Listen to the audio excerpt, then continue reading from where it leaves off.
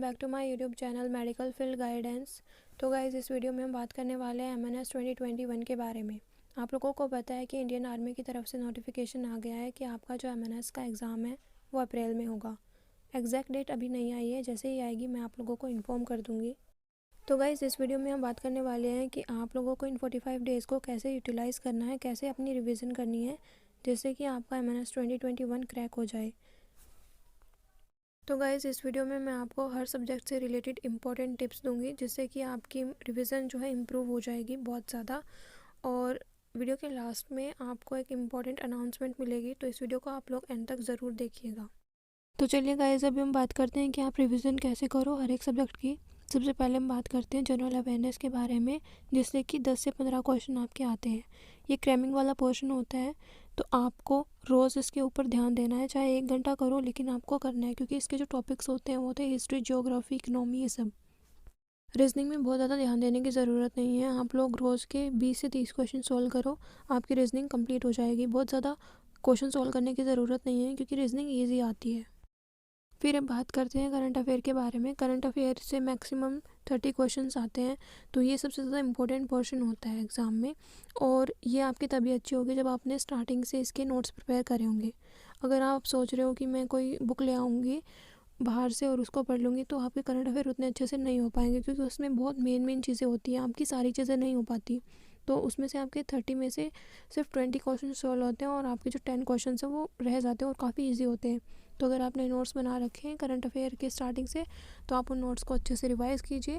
और अगर आपने करंट अफेयर का कुछ भी नहीं पढ़ा, तो आपकी बाहर से बुक आएगी, आप वो लेके आइए और आप उससे प्रिपरेशन कीजिए। अब हम बात करते हैं साइंस पोर्शन के बारे में। साइंस में आपका फिजिक्स, केमिस्ट्री, बायोलॉजी होता है। बायोलॉजी का मेजर पार्ट होता है, 40 क्वेश्चंस आते हैं बायोलॉजी के। तो आपको NCERT इनफ होती है 11th-12th की, और उससे ज़्यादा बाहर से पढ़ने की ज़रूरत आपको नहीं है इसमें।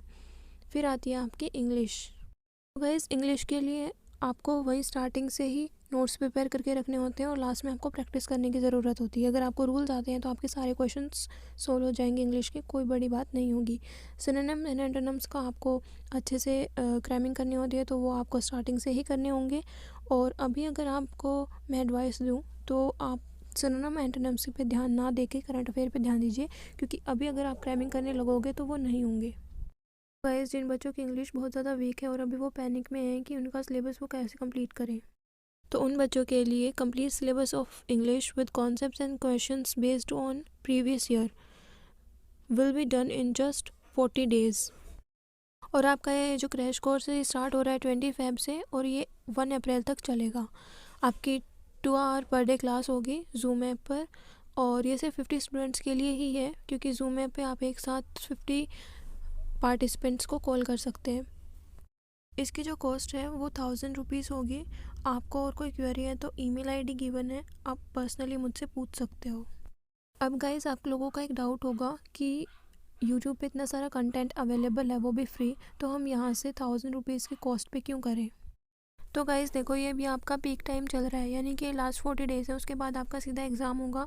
अभी इन 40 डेज़ में आप ये ढूंढने में लगाओगे कि मुझे ये कंटेंट कहाँ से पढ़ना है और ये कहाँ से पढ़ना है, फिर इसके क्वेश्चन कहाँ से प्रैक्टिस करने हैं, तो बहुत सारा टाइम वेस्ट हो जाएगा। आपको ये जो टाइम है ये रिविज़न पे लगाना है, प्रैक्टिस पे लगाना है, ताकि आपकी स्किल्स इम्प्रूव हो।